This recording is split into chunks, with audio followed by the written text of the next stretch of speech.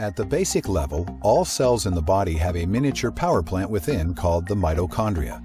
This is where our cell's energy is produced. The technical term for this energy is called adenosine triphosphate, or ATP for short.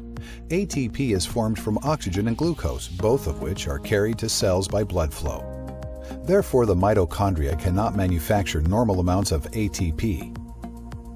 Nerves, most commonly in the extremities, sense this lack of ATP production by sending pain signals to the brain. In some cases, a lack of sensation rather than pain is the chief symptom, and this is the main reason for falls. Because the mitochondria are very sensitive to light, infrared light therapy can stimulate ATP production in the mitochondria. That is, if the nerves receive glucose and oxygen through increased blood flow to the nerves. Light energy stimulates the release of nitric oxide from hemoglobin into the bloodstream. When nitric oxide is released from hemoglobin, it enters the muscle cells in walls of the blood vessels. The muscle cells relax as the blood vessel diameter enlarges, allowing more blood to flow through the vessels. Increasing nitric oxide levels in the body offers a host of benefits. Tissues that need to heal require oxygen, nutrients, ATP, and growth factors. Nitric oxide provides an environment for enhanced healing. The key to accomplishing this? Better blood flow. Pain reduction.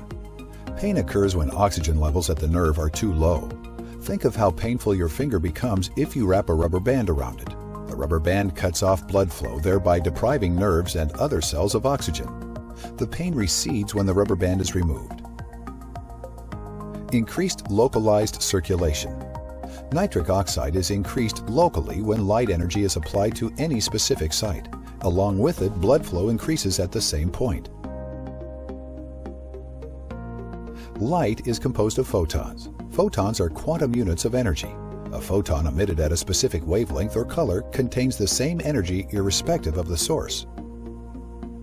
Light near the blue end of the spectrum penetrates about 2 to 3 millimeters.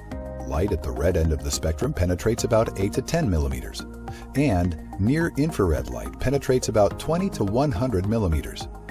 Near-infrared light is more energetic than visible light, less resistant to reflection and absorption, and therefore penetrates soft tissue to a deeper level. These are generalizations because the more red cells with hemoglobin in the path of the photons, the shallower the depth of the penetration. Remember, hemoglobin absorbs the near-infrared light energy, thereby releasing nitric oxide. The net result of light therapy is a cascade of beneficial chemical reactions throughout damaged nerve cells that stimulate healing. This response can be directly attributed to increased blood flow. This enhanced, localized blood flow improves tissue oxygenation and therefore plays a role in the following. Reduced pain, which can allow for better sleep at night, as well as reduced burning and stinging sensation in the extremities. Increased oxygenation. And finally, increased circulation, which offers the body decreased wound incidences and shorter healing times.